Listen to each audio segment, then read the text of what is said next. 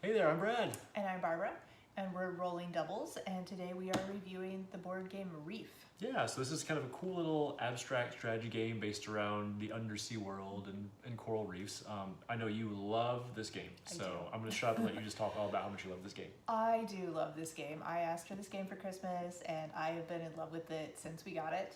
I've asked to play it several times. Basically, in this game, you get to build your own little reef. You have a little play mat, and you can build up you have different colored tokens.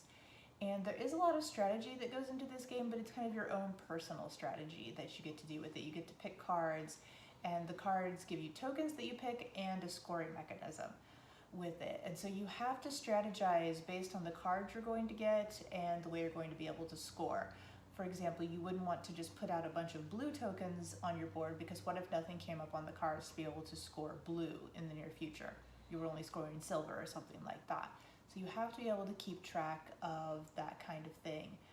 You can't really wreck your opponent's strategy and what they're trying to do unless you notice that they're hoarding a lot of pink, and then you see like pink scoring cards coming out and you tried to grab those. But I think most of the time you'd be too busy trying to work on your own strategy to really tear them up a bit. So it's a pretty personal strategy game. Yeah, it is very much driven by like thinking 4, 5, 6 moves ahead, trying to kind of plan what you want to do next.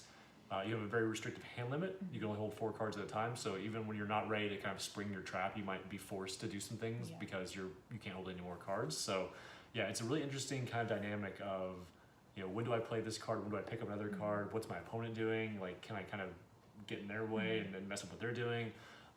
Yeah, it moves super fast. It's really strategy heavy. Surprisingly deep for a game that looks so cute and light. It makes you think a lot. It does. But I know you have other things you love about this game. Talk about more things you love. I do. I love how easy the setup and teaching of this game is.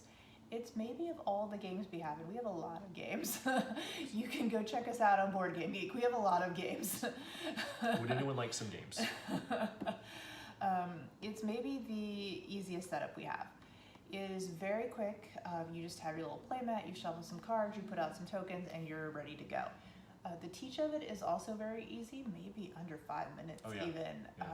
It's really simple. I mean, there's no giant rule book or anything like that.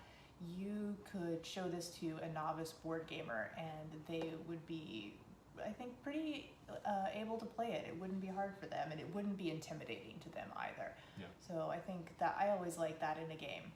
I think one reason why it's not intimidating is it's very pretty. Yes, I do love how pretty this game is. I love a pretty game. I love good components. This game has the chunky little pieces that you can build up and they all stack together, and it makes me feel like I'm a kid playing a puzzle, even though I'm doing a rather intensive strategy game, which is kind of bizarre. But it's a good feeling, and I like that about it. Best kind of game. Yes, and well, I am obsessed with this game. There are some things about it that you don't like, so you're going to be the party pooper. I am pooping on the party. Yes. And I'm going to say right up front, these things are very minor and very personal just to me, so feel free to ignore me and tell me I'm stupid. I mean, mainly for me, it's just like one thing is like there are a lot of little victory point tokens of various values, and I'm super like obsessive about making sure my stack is as small and as contained as possible. So I'm constantly like swapping out 5s for 10s and 10s for 20s when I should be actually playing my strategy with my cards.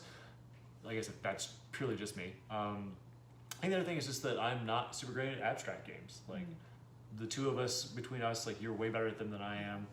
If you checked out the blog, we did a review of Onitama a while back, and I was very bad at that game. You were much better than I was at that game. You won every game we played. So just for me, like these abstract strategy games don't really strike a chord, so I don't love Reef as much as you do, but again, that's just purely based on my gaming preferences and the fact that I'm super anal retentive about my tokens being as small and organized as possible. I mean, really, I think with this one, it comes down to gaming preferences. This game has everything that I love about a game, so I'm completely obsessed with it and really into it, and I absolutely love it. Objectively, it's a good game. It is a very good game. I have to admit. It really is. I highly recommend it. Well, there you go. So that's our review of Reef. She loves it. I will admit it's very good, but personally, it's not my favorite. But yeah, so if you enjoyed this review, please like and subscribe to the channel, and then leave us comments about other games you'd like to see us review. We have, like we said, way too many of them, so call them out. We'll review as many as we can. And also make sure you check out the blog for more of our content, and our Instagram for our cat Nikki ruining all of our board games. Yes, he's very good at ruining our board games. But he gets away with it because he's cute. Exactly. being cute will get you far, just like Reef. Yes, exactly. Bye, everybody. Bye.